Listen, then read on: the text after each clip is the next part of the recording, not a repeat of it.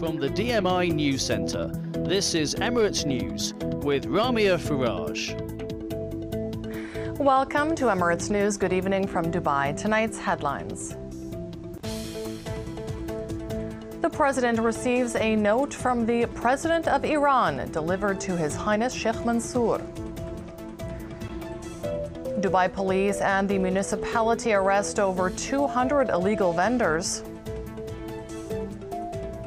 And the day in business, Greg Fairley is here. Thank you very much, Ramia. Well, Middle East e-learning revenues to reach over 2 billion dirhams by the year 2016, says a new study. And the mayor of Lyon tells Emirates News that his city is fully open for business with the UAE. Those stories and more on the way. We'll also have news of a UAE footballer wanted by a Premier League giant. And remember, you can keep in touch with all of us here at Emirates News through Twitter. We are at Emirates_News.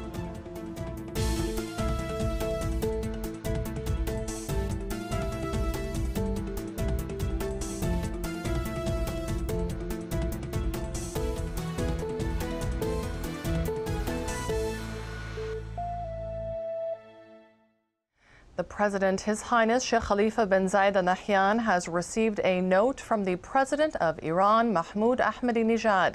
It discusses bilateral relations and issues of common interest.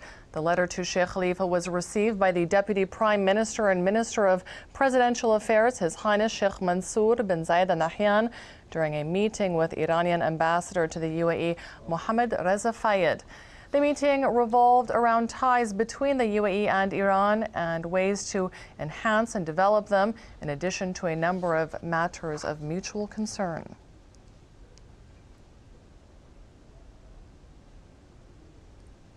The Ministry of Environment and Water has issued a resolution regulating the passage and export of hazardous waste shipments across UAE borders. The resolution prohibits the passage or exportation through sea, air, or land without written permission from the ministry.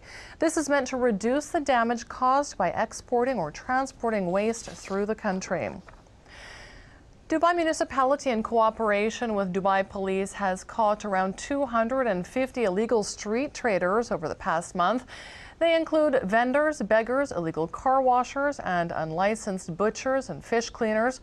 Over 1,700 counterfeit products were seized, including pirated CDs, food, and alcohol.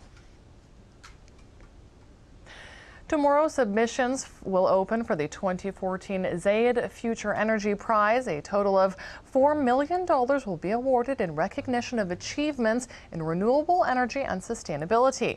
Small, medium, and large enterprises may enter, as well as charities, individuals, and high schools. The closing date for submissions is August 5th. Winners will be announced on January 20th, 2014, during Abu Dhabi's Sustainability Week.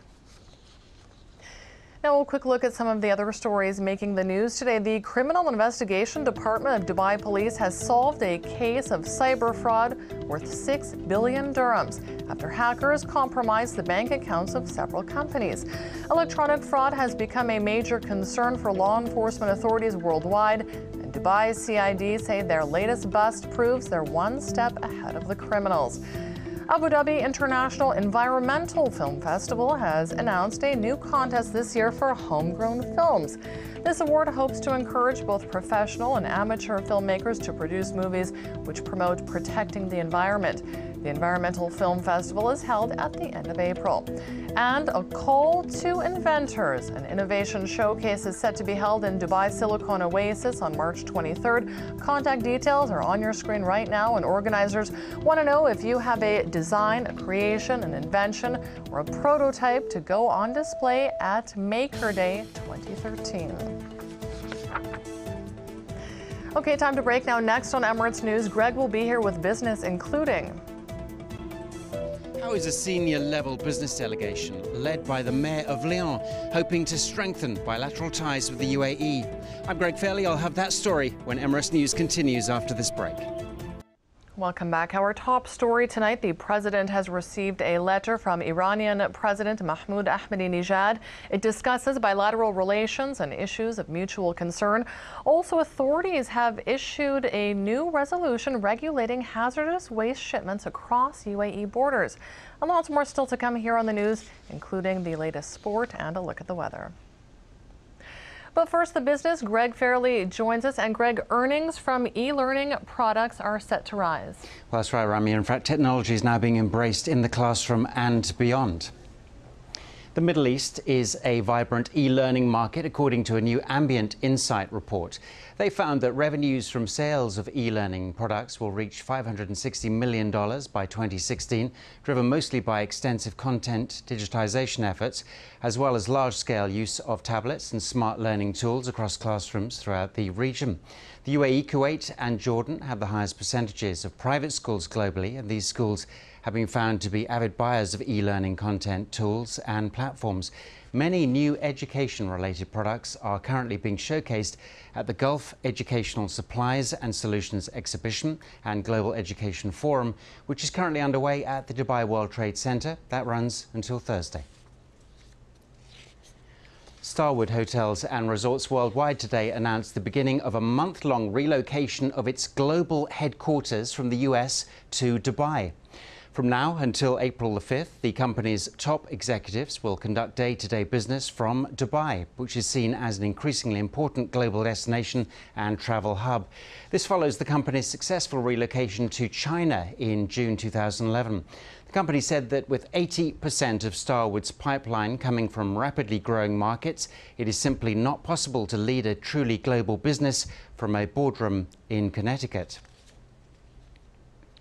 A senior French delegation of tourism, commerce and investment leaders from the city of Lyon are currently on a visit to the UAE. Travelling with them is a group of over 25 French companies. The main purpose is to develop opportunities opened up by the new non-stop Emirates flight between Dubai and Lyon, which began last December.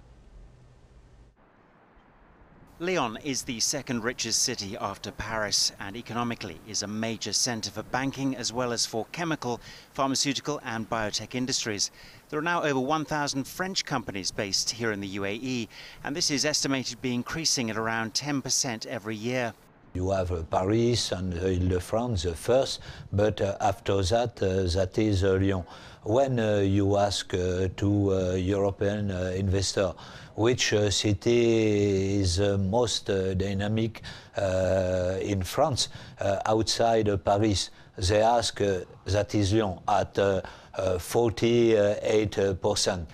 So that is a big city because you have the diversity of all the type of industry.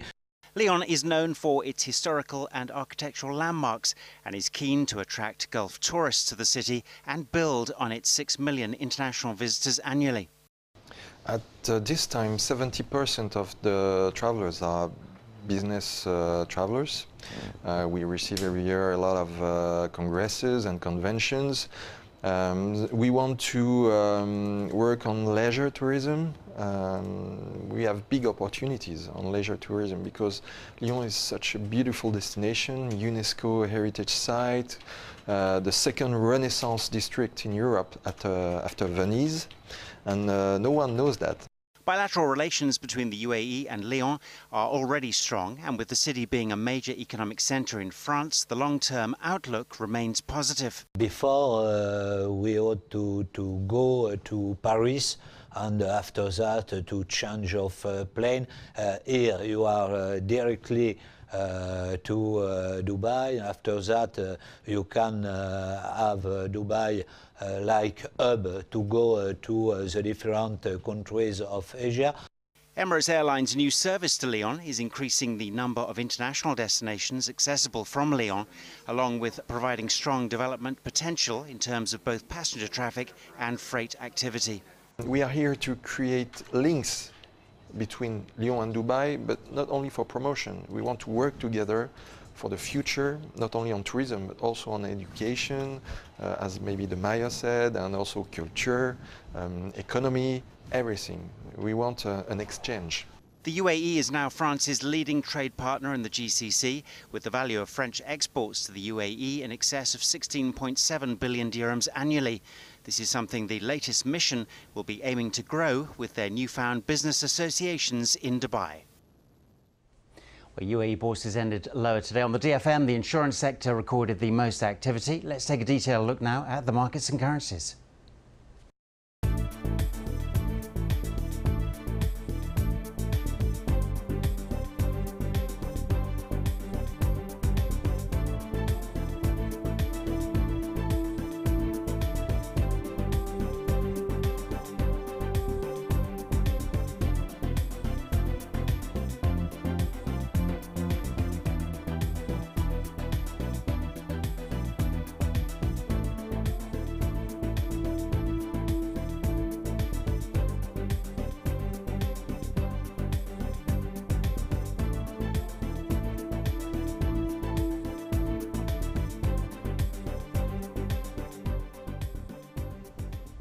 Look at some aviation news now. Etihad Airways has appointed 34 Emirati employees in key roles across the airline's global network. The UAE nationals were appointed as airport and airport duty managers in 25 destinations across Europe, the United States, Middle East, Southeast Asia and the Pacific region. Most of these appointments are part of the Airport Operations Management Programme, a structured 3-year training initiative that develops talented Emiratis who are carefully selected and trained in all aspects of airport operations. The airline says the international appointments are based on the business needs of the airline and the capabilities of the staff. Well, that is the latest in finance and business for now. Do remember to keep in touch with us on Twitter. Now, though, back to Ramya. Thanks, Greg. Okay, another break now. Afterwards, we'll have Graham on hand with all the latest sport, including Al-Ain taking another step towards retaining their Pro League title. Stay with us. Hello again. Our top story tonight. The president has received a letter from Iranian President Mahmoud Ahmadinejad. It discusses bilateral relations and issues of mutual concern. Also, authorities have issued a new resolution regulating hazardous waste shipments across UAE borders. And remember that you can follow us on Twitter. We are at Emirates_News. Just before Graham Clues joins us, and this is interesting, Graham. The Dubai Tennis Championships may be upgraded, or there are at least calls for it to be. Calls for it, yeah. At the moment it's an ATP 500 event, which is pretty good, but lots of people, including the world #1, would welcome it becoming one of the elite competitions.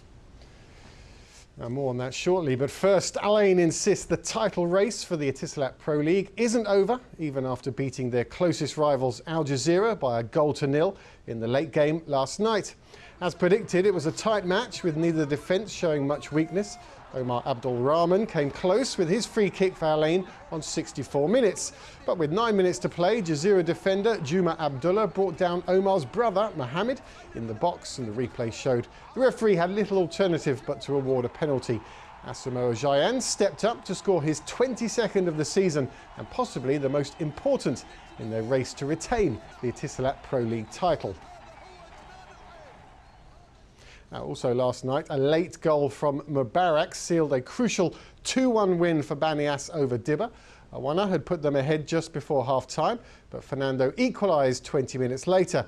It looked like it was going to be a point each until that late winner, 4 minutes from the end, sealed the win. And there's confirmation of the scoreline and Al-Ain's win there for you. So, Banias' much-needed victory yesterday afternoon has moved them up to second, but Al-Ain still have a 6-point lead. And with their current form, it'd be hard to imagine them relinquishing that position now that we're well into the second half of the season. Al Jazeera have won just 2 of their last 5 league games and are now in danger of both Al Ahly and Al Shabab catching them in the table. Dubai Club are in 9th place but haven't won for 5 games since their 1-0 win over Sharjah in January. And at the bottom, there's nothing to choose between Dibba, Kalba and Al Shab. All have just 3 wins this season, but only 2 will face relegation, so Pro League survival may well come down to the last game of the season. But Al Ain are constantly wondering if their star playmaker, Omar Abdulrahman, will be leaving to pursue a promising career in Europe. The Emirati midfielder raised eyebrows with his performances for his country at both the Summer Olympic Games last year and at the Gulf Cup, which the UAE won last month. Both Arsenal and Barcelona are reportedly among the clubs currently looking at the player. Last summer, he spent time training as part of the Manchester City squad and reportedly turned down offers from them and other clubs, including Malaga and Benfica. Al Ain head coach Cosmin Olayru said after the game with Jazeera last night he feels Abdulrahman is good enough to play at the very highest level and would not stand in his way if he decided to move on. Cricket, and in 2 weeks, the Sevens ground in Dubai hosts the 4th Emirates Airline 2020. English county sides, Sussex and Lancashire, join the Fly Emirates 11 and a star-packed MCC team that includes legends Rahul Dravid and Sean Tate. The day of competition takes place on March the 22nd. Tickets are 15 dirhams each, but children under 12 are free of charge. And both finalists of this year's Dubai Tennis Championships have supported calls for the event to be upgraded to one of the elite competitions on the ATP season calendar. 9 times in the last 10 years, the Dubai tournament has been voted the best ATP 500 event of the season. But both Thomas Berdych and champion Novak Djokovic suggested it's done enough to be classed in the ATP 1000 category, which currently includes just 8 events and are considered the most prestigious tournaments in tennis, behind the Grand Slams and the season-ending ATP World Tour Finals. Fantastic facilities, a great attendance from the people. It's just a good feeling and good vibe about this tournament, and that's why you have always strong field in Dubai. In last 15-20 years, there's always at least 3 to 4 top 10 players participating in events. So I definitely enjoy spending my time in Dubai. I enjoy competing for this trophy in front of many people, and I really hope that this tournament can be upgraded and become at least 1,000 event in the future. And that's your sport for tonight. Back to you, Ramia. Thanks, Graham. To the weather now, and Dubai will be sunny tomorrow with a high of 31 degrees. It will drop to 15 overnight in the capital and reach a maximum of 33 tomorrow. Sunny and a range of 21 to 29 degrees over on the east coast in Fujairah, while in the north, Ras Al Khaimah will drop to 16 overnight before reaching 33 tomorrow. And that's the news tonight. But before we go, once again, here are the headlines. The president receives a note from the president of Iran delivered to His Highness Sheikh Mansour. Dubai police and the municipality arrest over 200 illegal vendors. And Middle East e-learning revenues to reach over 2 billion dirhams by 2016, according to a new study. And that ends tonight's bulletin. Join us again tomorrow. Thanks for watching. Good night.